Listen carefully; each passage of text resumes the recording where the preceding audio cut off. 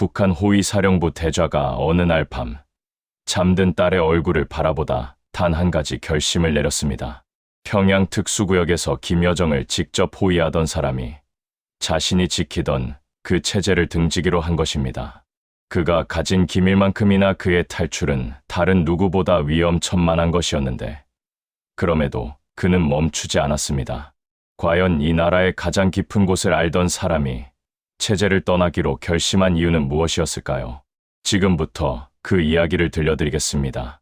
이 영상이 도움이 되셨다면 구독과 좋아요 부탁드립니다. 그 모든 것은 이렇게 시작되었습니다. 제가 지금 이 자리에서 여러분께 이 이야기를 드릴 수 있다는 것이 솔직히 말씀드리면 지금도 꿈만 같습니다. 저는 평양시 대성구역에서 나고 자랐습니다. 여러분도 아시다시피 대성구역이라 하면 일반 주민들이 함부로 드나들 수 없는 곳입니다. 호위국 요원들, 당 간부들, 그 가족들이 모여 사는 특수한 동네라고 보시면 됩니다. 저희 집은 그 구역 안에서도 제법 반듯한 편이었습니다. 부모님은 원래 함경남도 함흥 출신이셨는데 6.25 전쟁 때 많은 것을 잃고 평양으로 올라오셨지요. 아버지께서 늘 말씀하셨습니다. 명철아, 우리가 이만큼 사는 건 다 당의 은덕이다. 그 말씀을 저는 한 번도 의심한 적이 없었습니다. 아버지가 전쟁 통에 얼마나 고생하셨는지 들었던 터라 그 시절에 비하면 우리 가족의 삶은 충분히 넉넉하다고 생각했습니다. 아침이면 어머니가 옥수수밥에 된장국을 끓여주셨습니다. 평양 특수구역이라 해도 쌀밥은 명절에나 먹는 것이었으니까요. 그래도 저는 그게 당연한 줄만 알았습니다.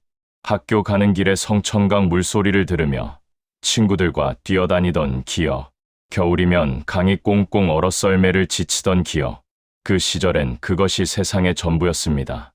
만경대혁명학원을 마치고 김일성 군사종합대학에 들어가면서 제 인생의 방향이 정해졌습니다. 졸업 후 호위사령부에 배치받았을 때 저는 정말로 하늘이 저를 선택한 줄 알았습니다. 동네 어르신들이 명철이가 나라에 큰일을 한다고 하시며 아버지 등을 두드려 주셨습니다. 아버지는 그날 밤 처음으로 술을 한 잔 드시며 눈물을 글썽이셨지요. 호위사령부에 들어간다는 건 그냥 군인이 되는 게 아니었습니다. 수령님의 몸을 지키는 사람이 된다는 뜻이었으니까요. 그 자부심은 말로 다 할 수가 없었습니다. 부인 순이를 만난 것도 그 무렵이었습니다. 순이는 평양 제2중학교에서 수학을 가르치는 교원이었는데 눈이 맑고 말이 없는 사람이었습니다.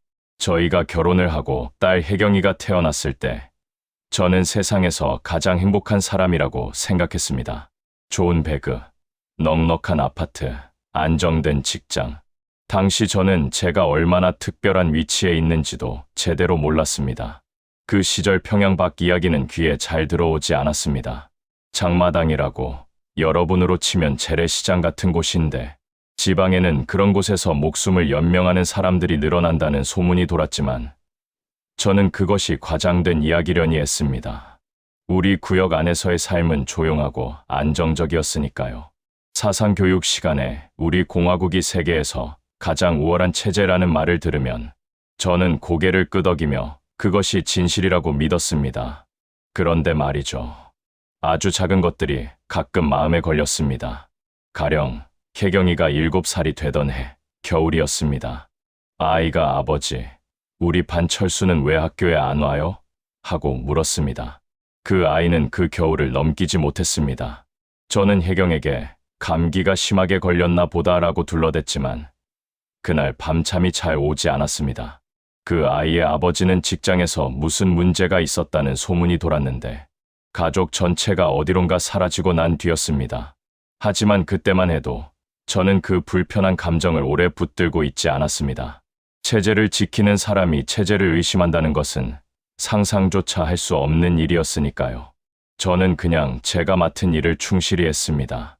그것이 옳은 삶이라고 믿으면서요. 아직은 그렇게 믿고 있었습니다. 2015년 봄이었습니다. 저는 그때 김여정 동지 수행경호팀에 배치된 지 2해가 막 지난 참이었습니다. 그날도 지방 시찰 수행 명령이 떨어졌고 저는 아무 의심 없이 차에 올라탔습니다.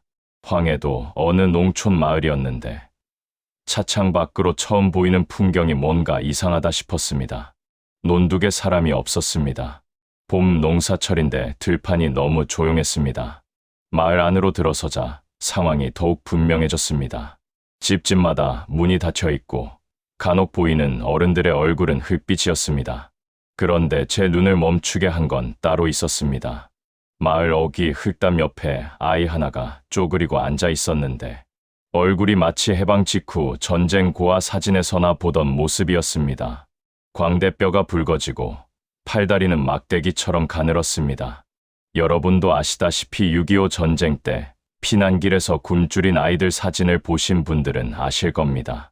바로 그런 모습이었습니다. 저는 그 아이에게서 눈을 떼지 못했습니다.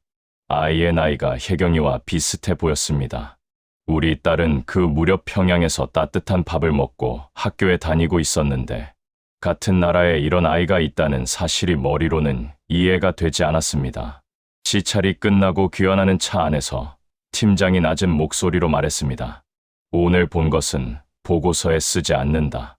딱 그 한마디였습니다. 누구도 반문하지 않았습니다. 저도 고개를 끄덕였습니다. 그게 규칙이었으니까요. 그런데 그날 밤 집에 돌아와서 밥상 앞에 앉았을 때 숟가락을 들 수가 없었습니다. 순이가 왜 그러느냐고 물었지만 저는 아무 말도 하지 못했습니다. 오늘 본 것은 보고서에 쓰지 않는다. 그 말이 그날 밤 내내 머릿속을 맴돌았습니다. 없는 일이 되어버린 그 아이의 얼굴이 자꾸 떠올랐습니다. 며칠이 지나도 그 아이 얼굴이 지워지지 않았습니다. 저는 스스로에게 이렇게 타일렀습니다. 지방은 원래 좀 어렵다. 우리 공화국이 경제적으로 어려운 시기를 겪고 있는 것은 미제의 봉쇄 때문이다. 당에서 분명 대책을 세우고 있을 것이다. 사상교육 시간에 수도 없이 들어온 말들을 주문처럼 되뇌었지만 이상하게도 그 말들이 예전처럼 마음에 와 닿지 않았습니다. 우리 아버지는 생전에 이런 말씀을 하신 적이 있습니다. 일제 때 배급이라는 게 있었는데 그것도 사람 사는 꼴이 아니었다고요. 어르신들 세대라면 배급이라는 말이 얼마나 서럽고 무거운 단어인지 아실 겁니다. 그런데 지금 제가 목격한 것은 배급조차 제대로 닿지 않는 현실이었습니다. 아버지가 피하려 했던 그 세상이 지금 이 나라 어딘가에서 여전히 살아있었던 것입니다. 가장 무서웠던 건 그 사실 자체가 아니었습니다. 그것을 없는 일로 만들어야 하는 제 자신이었습니다. 저는 체제를 지키는 사람이었고 체제가 숨기려는 것을 함께 숨겨야 하는 위치에 있었습니다. 혜경이가 그날 저녁 아버지, 오늘 어디 다녀오셨어요? 하고 물었을 때 저는 웃으며 응, 그냥 지방 출장이라고 대답했습니다. 그 대답을 하는 순간 처음으로 제 안에서 무언가가 조용히 부서지는 소리가 들렸습니다. 2017년이 되면서 분위기가 달라졌습니다. 핵실험이 거듭되고 국제 제재가 강해지면서 밖에서는 모르겠지만 안에서는 공기가 무거워졌습니다. 호위사령부 안에도 이상한 기운이 돌기 시작했습니다. 누군가의 이름이 슬며시 사라지는 일이 잦아졌습니다. 어제까지 복도에서 마주치던 사람이 오늘은 없는 것처럼 되어버리는 그런 일들이었습니다. 그해 가을, 저와 20년을 함께한 동료 박중대가 어느 날 아침 출근하지 않았습니다. 팀장은 아무 설명도 하지 않았고 우리도 묻지 않았습니다. 그게 그 세계의 규칙이었습니다. 나중에 소문으로 들었습니다. 박중대가 술자리에서 무심코 했다는 말 한마디 때문이라고요. 정치범 수용소라는 곳, 우리로 치면 어떤 감옥보다 더 무서운 곳인데 그리로 가족과 함께 끌려갔다고 했습니다. 저는 그 소문을 들은 날 밤 화장실에 가서 혼자 한참을 서 있었습니다. 무섭다는 말로는 부족한 감정이었습니다. 박중대가 사라지고 나서 제 안에서 두 가지가 동시에 자랐습니다. 하나는 분노였고 하나는 공포였습니다. 분노는 이런 것이었습니다. 이 사람은 평생을 체제에 바쳤는데 말 한마디로 이렇게 끝나는 건 옳지 않다는 생각. 공포는 또 이런 것이었습니다. 저도 언제든 저렇게 될 수 있다는 생각. 이 두 감정이 서로 뒤엉켜서 밤마다 잠을 설치게 했습니다. 20년을 함께한 사람이 하루아침에 없어졌습니다. 그리고 우리는 그 사람 이름을 다시는 입에 올리지 않았습니다. 그게 살아남는 방법이었으니까요. 그 무렵 혜경이가 16살이 되었습니다. 딸아이는 공부를 제법 잘했습니다. 어느 날 밤, 순이가 조심스럽게 말했습니다. 혜경이 대학 어디로 보내면 좋겠어요. 저는 한참 말이 없었습니다. 예전에 저였다면 당연히 김일성 종합대학이지라고 바로 대답했을 겁니다. 그런데 그날 저는 그 말이 나오지 않았습니다. 딸아이가 이 나라에서 대학을 나와 살아갈 미래를 그려보려 했는데 그림이 그려지지 않았습니다. 생활도 조금씩 팍팍해졌습니다. 특수구역이라도 제재 영향이 없을 수는 없었습니다. 전기가 끊기는 날이 잦아졌고 시장에서 기름 한 병 구하는 것도 예전보다 훨씬 어려워졌습니다. 아랫집 양씨 아주머니가 어느 날 저희 집 문을 두드리더니 쌀 한 대박을 빌려갔습니다. 그분도 당 관련 일을 하시는 분인데 그럴 정도면 깎에 있는 사람들은 얼마나 힘들겠나 싶었습니다. 이웃끼리 몰래 서로 돕고 사는 모습이 오히려 이 체제가 제대로 돌아가지 않는다는 증거처럼 느껴졌습니다. 이대로는 살 수 없다는 생각이 처음으로 뚜렷하게 들었던 것은 그해 겨울이었습니다. 혜경이가 감기에 걸렸는데 약을 구할 수가 없었습니다. 호위사령부 간부 가족도 이 지경이었습니다. 딸아이가 열이 오르는 걸 보면서 저는 아버지로서 아무것도 할 수 없다는 무력감을 처음 느꼈습니다. 그날 밤 이불 속에서 혜경이 이마에 손을 얹고 있으면서 저는 마음속으로 아주 조용히 결심의 씨앗을 하나 심었습니다. 아직은 결심이라 부를 수도 없는 그저 작고 두려운 생각 하나였습니다. 혜경이가 18이 되던 해 봄날 밤이었습니다. 아이가 잠들고 나서 저는 한참을 딸의 얼굴을 들여다봤습니다. 세상 모르고 고이 자는 그 얼굴을요. 그러다 마음속 어딘가에서 말 한마디가 떠올랐습니다. 너는 이 나라에서 살면 안 된다. 소리 내어 말한 것도 아니었는데 그 말이 어찌나 선명하게 들렸는지 저는 그 자리에서 한동안 꼼짝을 못했습니다. 그날 저는 순이를 조용히 깨웠습니다. 아내는 제 얼굴을 보자마자 무슨 말인지 알아차린 듯했습니다. 우리는 밤새 속삭였습니다. 눈물도 흘렸고 긴 침묵도 있었습니다. 순이가 들키면 어떻게 돼요? 하고 물었을 때 저는 솔직하게 대답했습니다. 우리 셋 다 끝이야. 아내는 한참 창밖을 보더니 이렇게 말했습니다. 그럼 들키지 않으면 되잖아요. 그 말에 저는 처음으로 눈물이 났습니다. 무서워서가 아니라 이 사람이 나를 믿어준다는 것 때문에요. 제가 호위사령부에서 일했다는 것은 탈출에 있어 양날의 검이었습니다. 감시망이 어떻게 돌아가는지, 국경경비대가 언제 어디서 어떻게 움직이는지, 보위부가 어떤 방식으로 추적을 하는지 저는 그것을 누구보다 잘 알고 있었습니다. 그 지식이 살 길이 될 수도 있었습니다. 하지만 반대로 제가 알고 있는 기밀들 때문에 발각되는 순간 일반 탈북자와는 비교도 안 될 만큼 혹독한 결과가 기다린다는 것도 알았습니다. 호위국 내부 사정을 아는 사람이 국경을 넘으려 한다. 그것은 체제 입장에서 절대 용납할 수 없는 일이었습니다. 너는 이 나라에서 살면 안 된다. 그 말이 결심이었습니다. 죽을 각오를 한 게 아니라 살겠다는 각오를 한 것이었습니다. 준비는 극도로 조심스럽게 이루어졌습니다. 혜경이에게는 아무것도 말하지 않았습니다. 아이가 알면 불안해서 학교에서 티가 날 수도 있었고 무엇보다 아이에게 그 짐을 지우고 싶지 않았습니다. 돈은 몇 달에 걸쳐 조금씩 빼뒀습니다. 장마당에서 쓰는 돈 말고 중국에서 쓸 수 있는 돈이 필요했는데 그걸 마련하는 것 자체가 이미 위험한 일이었습니다. 아는 사람을 통해 국경 쪽 사정을 아는 사람과 조심스럽게 연결이 닿았습니다. 떠나기 사흘 전 밤, 저는 마음속으로 함흥에 계신 부모님께 작별을 고했습니다. 두 분 다 이미 세상을 떠나신 터라 직접 찾아뵐 수도 없었고 묘소에 가면 오히려 의심을 살 수 있었습니다. 눈을 감고 아버지 목소리를 떠올렸습니다. 명철아, 우리가 이만큼 사는 건 다 당의 은덕이다. 아버지, 죄송합니다. 저는 이제 다른 선택을 해야 합니다. 마음속으로 그렇게 말씀드리고 오래 울었습니다. 그리고 마지막 날 아침, 저는 평소와 똑같이 밥을 먹고 출근하는 척했습니다. 혜경이가 아버지 다녀오세요 하고 손을 흔들었습니다.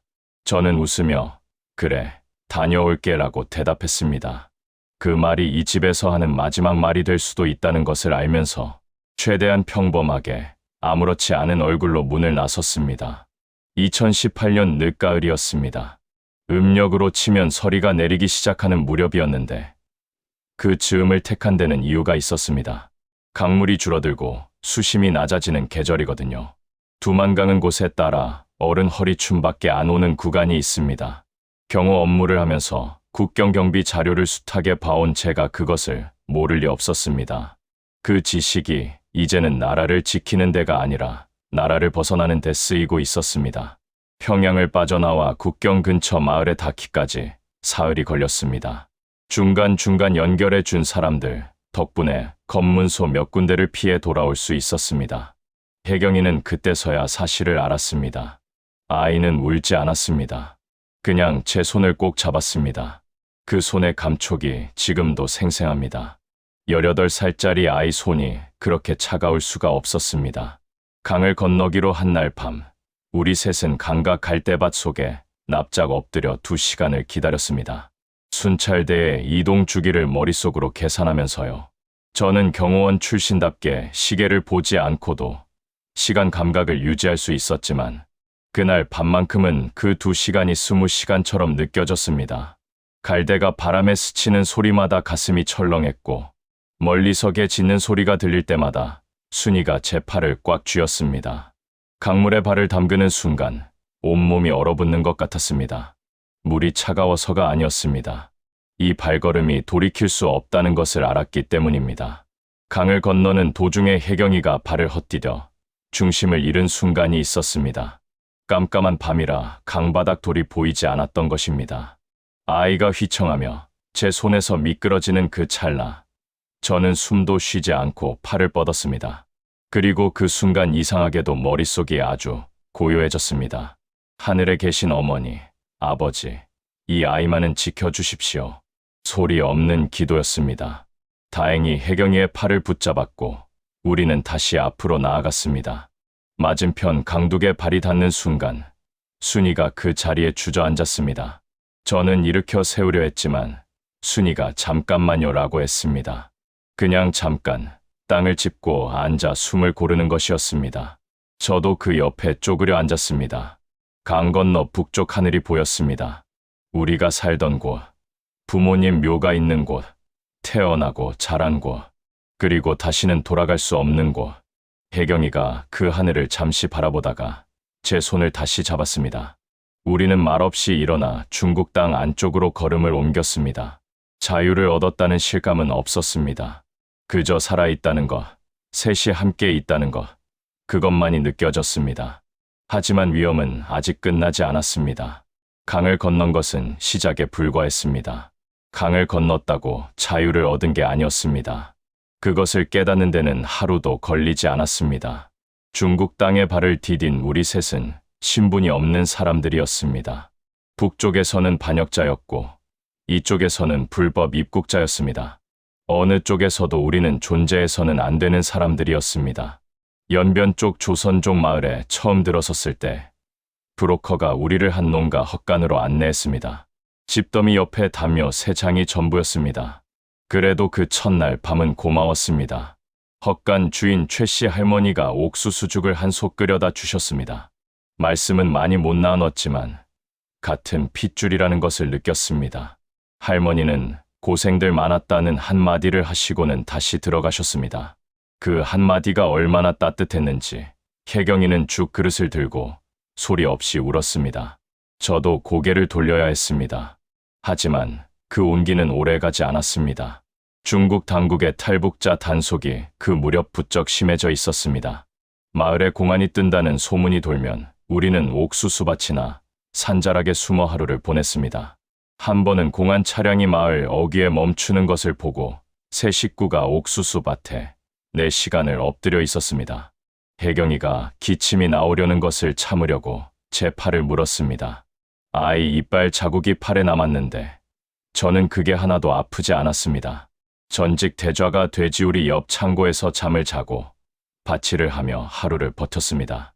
그래도 괜찮았습니다. 셋이 함께 있었으니까요. 생계를 위해 저와 순이는 일을 해야 했습니다. 저는 주변 농가에서 밭일을 도왔고 순이는 식당 설거지를 했습니다.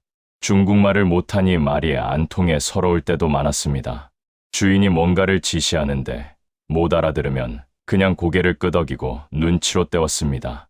평생 나라를 지키는 일을 했던 사람이 이제는 남의 밭 잡초를 뽑으며 하루 끼니를 해결하고 있었습니다. 자존심 같은 건 이미 두만강에 버리고 왔습니다. 그러던 어느 날 최 씨 할머니를 통해 한국 선교사님 한 분을 소개받았습니다. 목사님은 우리 사정을 듣고는 아무 조건 없이 도움의 손을 내미셨습니다. 안전한 은신처를 연결해 주셨고 한국행 루트에 대한 정보도 조심스럽게 알려주셨습니다.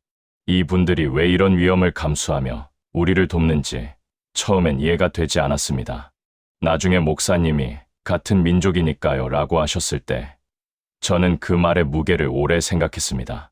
같은 민족, 분단이 갈라놓은 그 말이 이 낯선 땅에서 가장 든든한 울타리가 되어 주었습니다.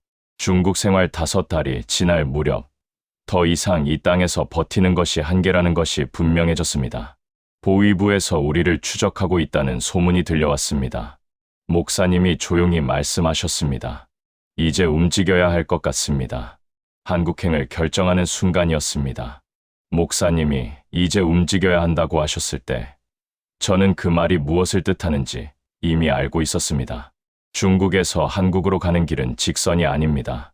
여러분도 아시다시피 지도를 펼쳐놓고 보면 한국과 중국은 그리 멀지 않습니다만 탈북자의 발로는 몇 달이 걸리는 아득한 거리입니다.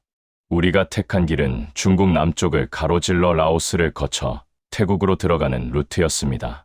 많은 탈북자들이 걸어온 길이라고 했습니다. 중국 땅을 빠져나오는 것 자체가 첫 번째 고비였습니다. 기차와 버스를 번갈아 타며 남쪽으로 내려오는 동안 우리는 말 한마디 잘못해도 들킬 수 있는 상황이었습니다. 혜경이가 중국말을 조금 할 줄 알았던 것이 여러 번 도움이 되었습니다. 아이가 먼저 나서서 말을 하고 저와 순이는 그 뒤에 조용히 서 있었습니다. 평생 남을 보호하던 아버지가 이제 딸의 뒤에 숨는 신세가 된 것입니다. 그 아이러니가 쓰리기도 했지만 한편으로는 혜경이가 얼마나 단단해졌는지 느껴져서 눈물이 날 것 같기도 했습니다. 라오스 국경을 넘던 날 밤은 비가 내렸습니다. 산길을 걸어서 넘었는데 길이라고 부르기도 민망한 험한 비탈이었습니다. 순이가 진흙 속에 미끄러져 무릎을 다쳤습니다. 저는 아내를 업고 한동안 걸었습니다. 등에서 느껴지는 순이의 체온이 따뜻했습니다. 젊었을 때 신혼여행도 변변히 못 갔던 사람들이 이런 산길을 함께 걷고 있다는 것이 기이하게도 그 순간은 슬프지 않았습니다. 태국 이민국에 억류된 97날 동안 저는 매일 아침 눈을 뜨면 딱 한 가지만 생각했습니다. 오늘도 살아있다. 그것으로 충분하다. 태국에 들어서자마자 우리는 이민국에 자진 신고를 했습니다.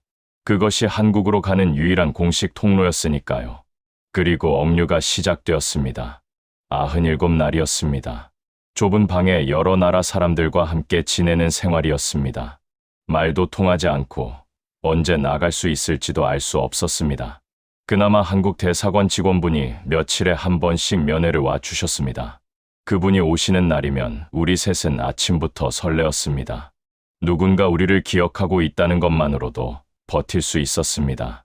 97째 날 아침, 대사관 직원분이 오셔서 조용히 말씀하셨습니다. 준비하세요. 그 두 글자였습니다. 순이가 제 손을 잡았고 혜경이가 그 사이에 끼어들었습니다. 세 사람이 손을 맞잡은 채 서로 얼굴을 바라봤습니다. 말이 필요 없었습니다. 비행기에 오르는 순간 창밖으로 태국의 파란 하늘이 보였습니다. 저는 생전 처음으로 하늘이 그렇게 넓어 보인다고 생각했습니다. 이제 정말 가는구나. 인천공항에 발을 내딛던 순간을 저는 평생 잊지 못할 것입니다. 공항 안으로 들어서는데 불빛이 너무 밝아서 잠깐 눈을 감았습니다. 북에서는 밤에 그렇게 환한 빛을 본 적이 없었거든요. 눈을 다시 떴을 때 혜경이가 넋을 잃고 공항 안을 둘러보고 있었습니다. 아이의 눈이 얼마나 크게 뜨였던지 저는 그 눈을 보며 그래, 잘했다 라고 생각했습니다. 이 순간을 위해 모든 것이 옳았다고요. 하나원이라고 탈북민들이 한국 생활에 적응하는 것을 도와주는 교육기관에 입소했습니다. 처음 며칠은 정말 모든 것이 낯설었습니다. 마트에 가니 물건이 천장까지 쌓여 있었습니다. 북에서는 장마당에서도 구경 못하던 것들이 넘쳐났습니다. 밤새 불이 켜진 편의점을 처음 봤을 때 저는 한참을 그 앞에 서 있었습니다. 24시간 문을 열고 있다는 것이 그때는 그게 왜 그렇게 신기하고 감격스러웠는지 모릅니다. 여러분들께는 너무 당연한 일이겠지만 저한테는 그게 자유라는 것의 증거처럼 느껴졌습니다. 말투 때문에 처음엔 좀 서먹한 일도 있었습니다. 제가 북쪽 억양으로 말을 하면 사람들이 잠깐 눈을 크게 뜨곤 했습니다. 그래도 금방 웃으며 다시 대화를 이어가 주었습니다. 음식 맛도 달랐습니다. 김치 하나도 제가 알던 맛과 달랐는데 그래도 먹다 보니 또 맛있었습니다. 그래도 같은 민족이구나 라는 것을 밥상 앞에서 느꼈습니다. 언어도 음식도 조금씩 다르지만 뿌리는 같다는 것을요. 자식을 살리려는 아버지의 마음은 남이나 북이나 다르지 않습니다. 그리고 그 마음이 저를 이 자유의 땅으로 이끌었습니다. 정착하고 2해가 지난 봄, 혜경이가 대학에 합격했습니다. 합격 통지를 받아들고 아이가 달려와 제 품에 안겼습니다. 저는 그날 오랫동안 울었습니다. 기쁨의 눈물이었지만 그 안에는 많은 것이 섞여 있었습니다. 두만강을 건너던 밤, 옥수수밭에 엎드리던 날들, 태국 억류소의 97밤들, 그 모든 것이 이 순간을 위한 것이었구나 싶었습니다. 순이도 옆에서 같이 울었습니다. 우리 셋이 한참을 그렇게 있었습니다. 그런데 여러분, 솔직히 말씀드리면 기쁜 날에도 마음 한켠이 늘 무겁습니다. 북에 남겨둔 것들 때문입니다. 부모님 산소, 어린 시절 뛰어놀던 골목, 그리고 여전히 거기서 살고 있을 이웃들, 연락도 할 수 없고 어떻게 지내는지도 알 수 없습니다. 가끔 밤에 잠이 안 올 때면 그 얼굴들이 하나씩 떠오릅니다. 그분들도 언젠가는 자유롭게 살 수 있는 날이 오기를 저는 매일 바랍니다.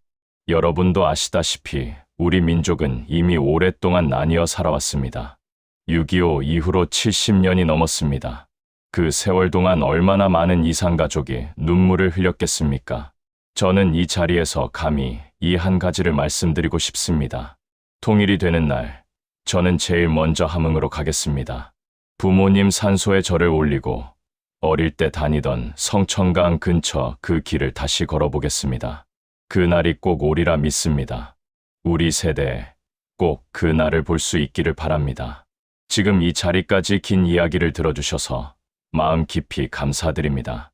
자유가 얼마나 소중한지, 가족이 얼마나 소중한지 저는 이제 누구보다 잘 압니다. 그리고 그것을 알게 해준 모든 여정에 감사합니다.